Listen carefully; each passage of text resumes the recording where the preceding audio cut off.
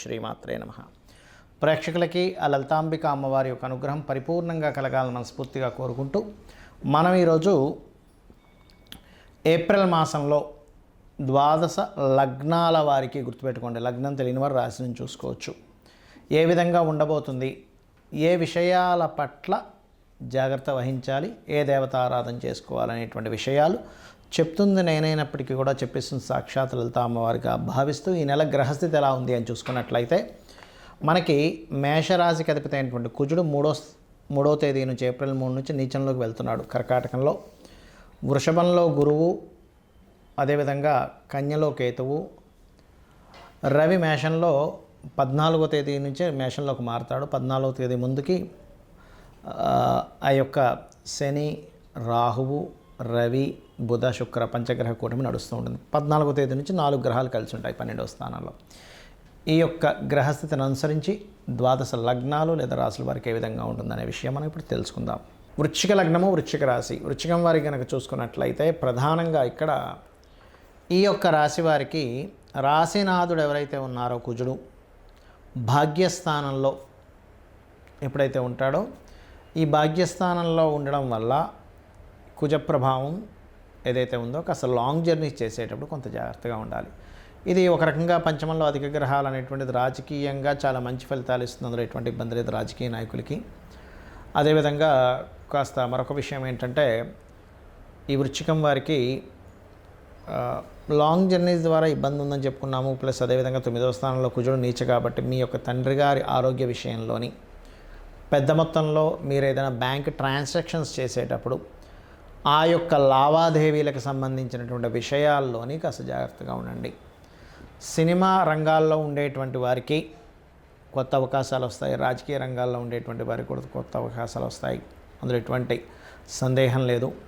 Creative field, animation related, ఇవాళ రేపు మనకి చూడండి ఆర్టిఫిషియల్ ఇంటెలిజెన్స్ అనేటువంటిది ఒకటి ఉంది, AI అంటారు.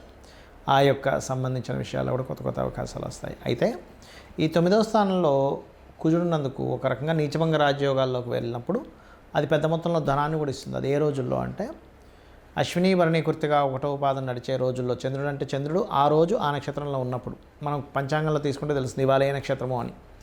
అశ్విని భరణి కృత్తిక మరియు పునర్వసు 4వ పాదము, పుష్యమి ఆశ్లేష, చిత్త 3-4 పాదాలు, స్వాతి మరియు విశాఖ 1-2-3 పాదాలు, మకర కుంభ రాశుల్లో చంద్రుడు సంచరించేటప్పుడు మీకు పెద్ద మొత్తంలో ధన విషయంలోనే లాంగ్ జర్నీ చేయడం వల్ల కలిసి రావడము, కొన్ని కోర్సెస్ ద్వారా కలిసి రావడం, ఆ రోజుల్లో కొన్ని కోర్సెస్లో జాయిన్ అవ్వడం వల్ల కలిసి రావడం ఇటువంటివి ఇస్తుంది.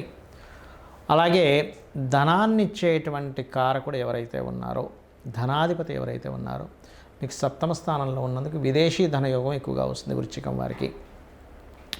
అలాగే హోమ్ లోన్స్ తీసుకునేటప్పుడు హోమ్ లోన్స్ విషయంలో కొంత జాగ్రత్తగా ఉండండి, గుర్తుపెట్టుకోండి. అలాగే మరొక విషయం ఏంటంటే ఇక్కడ గమనించుకున్నట్లయితే కుజుడు ఏదైతే ఉన్నాడో ఈ కుజగ్రహ ప్రభావం ఏదైతే ఉందో మీరు గమనించండి.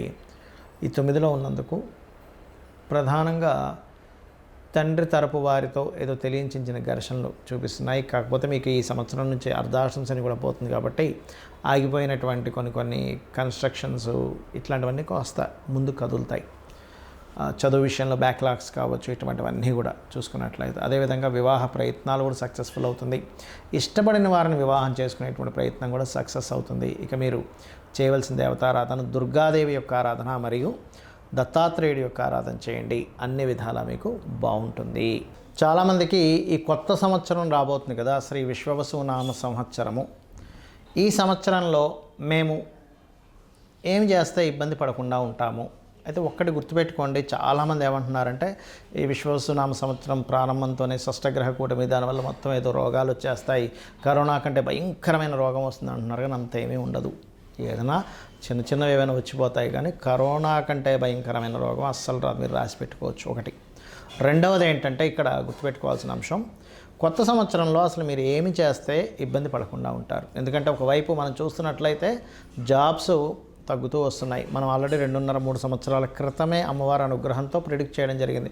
జాబ్స్ సంబంధించినవి తగ్గుతూ వస్తుంటాయి. ఓన్గా చేసుకుంటుండాలి, ఏదైనా ఓన్గా మీకు మీరుగా ఏం చేసుకోగలరు పార్ట్ టైంలో, అప్పుడే మీకు ఫైనాన్షియల్ గ్రోత్ ఉంటుందని చెప్పుకున్నాం. అయితే ఇక్కడ నేను చెప్పేది ఒకటే, ఈ కొత్త సంవత్సరం మొదలుతో శని మార్పు వల్ల కొంతమందికి అర్ధాష్టమ శనులు, అష్టమ శనులు, ఏలినాటి శనులు వస్తూ ఉంటాయి. ఈ శని యొక్క ప్రభావం మీకు పాజిటివ్గా పనిచేయాలి అంటే ఒకటే గుర్తుపెట్టుకోండి, మీరు ఎట్టి పరిస్థితుల్లో కూడా మధ్యాహ్నం పూట నిద్రపోవడం చేయకండి. మీ పరిసరాలు నీట్గా ఉండేలా చూసుకోండి. ఇండ్లు కానీ ఆఫీస్ కానీ ధూళి దుమ్ము ఎక్కువ ఉండకూడదు. ఎక్కడైతే ధూళి దుమ్ము, బద్ధకము, నిద్రపోవడము, పోస్ట్పోన్ చేయడము, సరే వాళ్ళు చేద్దామని అనుకున్నది రేపటికి పోస్ట్పోన్ ఎవరైతే చేస్తూ ఉంటారో వాళ్ళకి ఖచ్చితంగా శని యొక్క ప్రభావం పెరుగుతుంది. దానివల్ల వాళ్ళు ఫెయిల్యూర్స్ ఎక్కువ చూస్తారు. ఒకటేంటంటే చాలామందికి ఉన్న అపోహ ఏంటంటే ఏలినాటి శని, అర్ధాష్టమ శని, అష్టమ శని అప్పుడు ఏ పని కాదనుకుంటారు. అది తప్పు. నేను మీకు గతంలో ఆల్రెడీ చాలా ఉదాహరణలు చెప్పాను. స్వర్గీయ ఎన్టీ రామారావు గారు కావచ్చు, చంద్రబాబు నాయుడు గారు కావచ్చు, జగన్ గారు కావచ్చు, ఎవరైనా సరే, పిఎం మోడీ గారి దగ్గర నుంచి కూడా అందరూ ఏలినాటి శనుల్లోనే పిఎంలు, సీఎంలు అయ్యారని. కాబట్టి మిమ్మల్ని ఎక్కడా కూడా మీ విజయాన్ని ఆపదు, స్లో చేస్తుంటుంది అంతే. అది మెయిన్గా గుర్తుపెట్టుకోండి. అలాగే నిద్రపోకుండా ఉంటుండండి. మధ్యాహ్నం పూట, రాత్రి సమయంలో పడుకోవచ్చు, దానికి అభ్యంతరం లేదు. కాకపోతే యువకులకి మాత్రమే ఇది. చిన్నపిల్లలకి, ముసలి వాళ్ళకి, రోగిస్తులకి, స్త్రీలకి ఇది సంబంధం లేదు. ఎందుకంటే వాళ్ళు పొద్దున్నే నిద్రలేచి కొన్ని పనులు ఉంటాయి, కొంతమంది అనారోగ్య సమస్యలు ఉంటాయి. అలాంటి వాళ్ళకి ఏలినాటి శని, అర్ధాష్టమ శని, అష్టమ శని నడుస్తున్నా వాడికి ఏమి ఇబ్బంది ఉండదు. ఇక రెండో విషయం ఏంటంటే చాలామందికి ఈ సంవత్సరం ఏం చేస్తే కలిసి వస్తుంది అనేటువంటిది ఒక ఆలోచన ఉంది. ఎక్కువగా గణపతి ఆరాధన. ఎందుకంటే న్యాచురల్ 5th హౌస్లోకి కేతు వస్తున్నాడు. గణపతిని ఎంత ఆరాధిస్తే అంత బాగుంటుంది. నిత్యము ఇంట్లో దీపారాధన, పంచోపచార పూజతో పాటు ఒక ఆలయానికి, ఏదైనా మీకు ఇంటికి దగ్గరలో ఉండే ఆలయానికి రోజు వెళ్ళిరండి. 100% క్లియర్ అవుతుంది. దీంతోపాటు శనివారము లేదా మంగళవారము కొబ్బరికాయ కొట్టండి ఆలయానికి వెళ్ళి, ఖచ్చితంగా మార్పు వస్తుంది. అలాగే మరొక విషయం ఏంటంటే ఇక్కడ మీరు అర్థం చేసుకోవాల్సిన విషయము, ఈ గోవులు ఉంటాయి, గోశాలకు వెళ్ళి గోవులకి బెల్లము తినిపించండి. 100% మీకు శని ప్రభావం ఏదైనా ఉన్నా సరే పూర్తిగా తగ్గుతుంది. వీటితో పాటు మీకు అసలు మీ జన్మజాతకంలో ఏ మహాదశ నడుస్తుంది, ఏ అంతర్దశ నడుస్తుంది, దానికి ఎటువంటి పరిహార మార్గం చేసుకోవాలి, ఇవి మీరు బాగా అర్థం చేసుకోండి. ఇది పర్టికులర్గా చూసుకోండి. ఏంటంటే ఎవరైతే ఈ బెల్లం తినిపిస్తారో సకల దేవతల యొక్క అనుగ్రహం కలుగుతుంది.